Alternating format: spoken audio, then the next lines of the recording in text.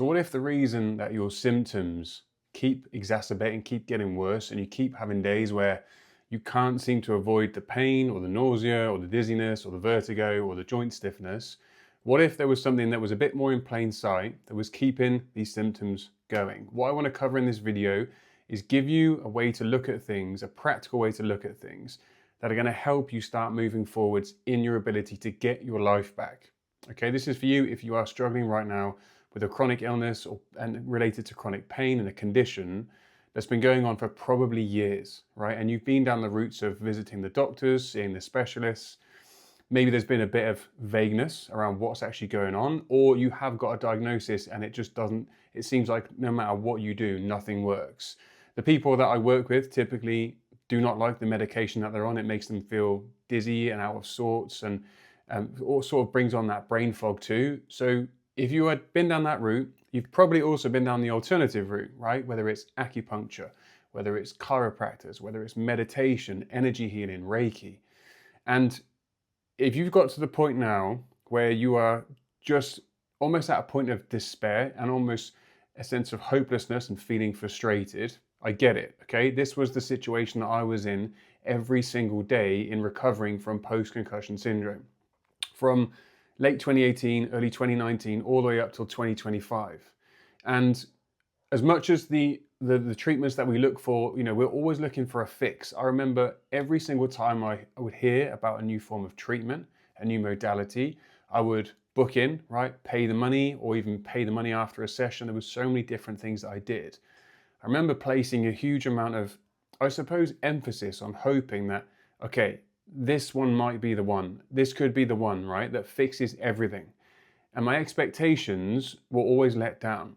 Now, I did work with a lot of really good people who provided me with really good information and told me about what we were doing, and I might have seen some sort of improvement, but it always felt as if I was going all the way back to my baseline, right? I'd finished the session. One of those, for example, is craniosacral therapy, okay? And it's essentially to try and take your body out of the fight or flight mode when your cranial sutures, which is sort of, I suppose, argued within the medical industry and the health industry, as most things are, because you get shifted, your cranial bones move and you get shifted into fight or flight. And I would go for one of these sessions and I'd come out of the session and I'd feel good for probably about half an hour and maybe the rest of the day.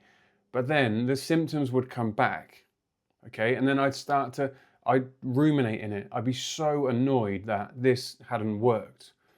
And then I'd try something else, whether it was meditation. And with a lot of the meditation stuff, I was trying to get into that mode of, if you'll notice a lot of the work, it's like try and feel joy, try and feel bliss, right? Feel like you're already healed. But if you've been struggling with pain and symptoms for a really long time, that pretty much feels impossible to do. Right? Because you're going from the sort of bottom end of the ladder emotionally when you've been knocked down and knocked down and knocked down and knocked down. And if you're sitting in despair and hopelessness, even though you've still got that positive mindset, you go in to do like a meditation and you're sitting there and you're being told, feel your emotions, open your heart, feel as if it's already happened.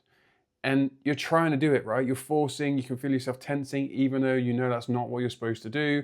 And then you get more frustrated and then you put in maybe, I was doing hours of this every single day with nothing to show for it. And what I noticed is that point here, okay, this is the loop where it keeps things going on like it's perpetuating this cycle, right? Because I would do this meditation with the view, with the idea of feeling better. And I would often finish it, and most of the time I would feel worse, okay? Or if I did feel a little bit better, within just a couple of hours, I'd notice a symptom, right? Whether it was my unsteadiness in my gait, or maybe some heart palpitations, or I'd feel like just on edge, massively anxious. And whenever I experienced these symptoms, I would emotionally react, okay? So here's what I want to explain, the bigger picture. In most instances, with chronic illness, with chronic pain, with conditions, there has been a traumatic incident, whether it is physically, mentally, emotionally, and as a result, our body shifts into fight or flight, right? And it can't shift out of fight or flight.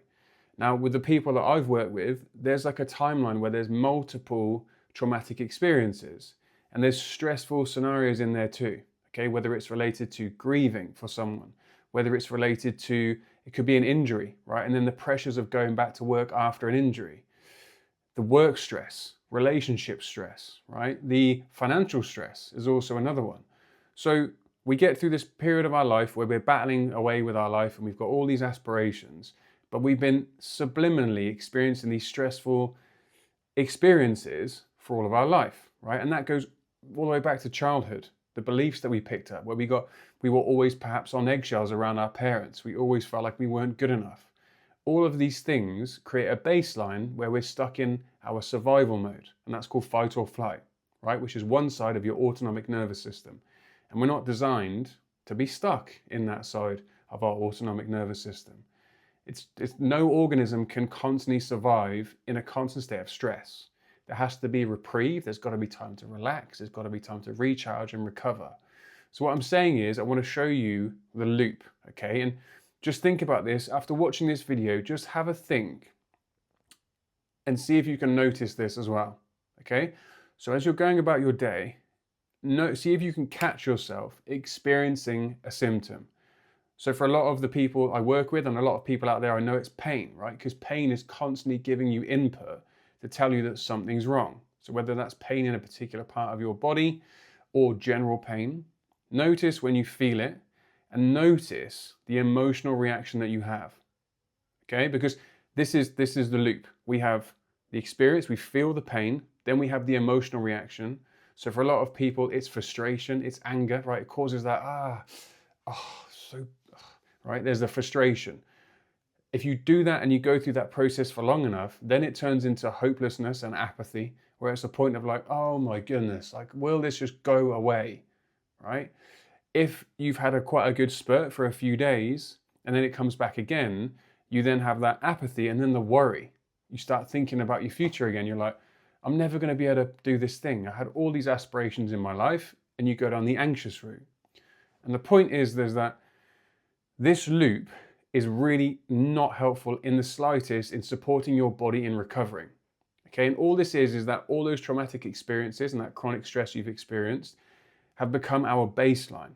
So everything that we experience is just constantly throwing up these emotional states. And it's our body, right? You probably know this. We hear this all the time, that when our body's in pain and we're experiencing these symptoms, it's like a crying signal from our bodies for help. So this is the loop, is that, and this is not to blame you in any shape or form, right? But you experience the symptom, you then have the emotional reaction, and that emotional reaction puts you back in survival mode.